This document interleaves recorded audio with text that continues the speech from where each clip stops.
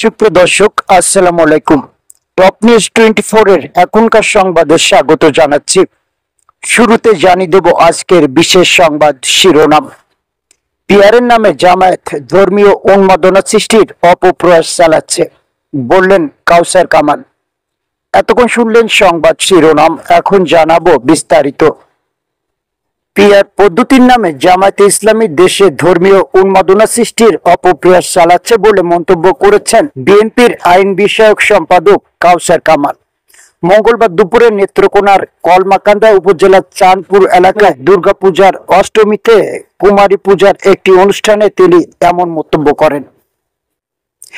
কাউসার কামাল বলেন, এখানে যারা পিয়ারের কথা বলছেন, পিয়ারের জন্য কিন্তু দেশের মানুষ রক্ত দেয় নাই। পিয়ার নিয়ে যারা দাবি করছেন তারা অনেকেই জানেন না পিয়ার কি জিনিস। সংসদীয় গণতন্ত্রের সূতিকাগার হচ্ছে ইংল্যান্ড। তাদের দেশেও এই পর্যন্ত পিয়ার পদ্ধতিতে নির্বাচন হয় নাই।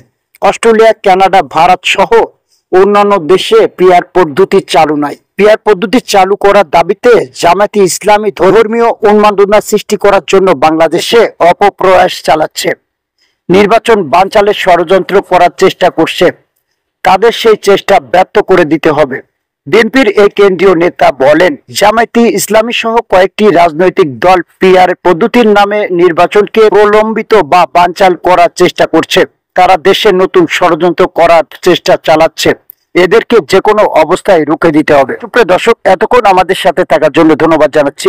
আপনি যদি আমাদের চ্যানেল নতুন হয়ে থাকেন, এই ভিডিওতে একটি লাইক দিয়ে চ্যানেলটি সাবস্ক্রাইব করে রাখুন। আর ফেসবুক পেজ থেকে যারা যুক্ত হয়েছেন তারা অবশ্যই পেজটি ফলো দিবেন। ধন্যবাদ। আসসালামু আলাইকুম ওয়া রাহমাতুল্লাহ।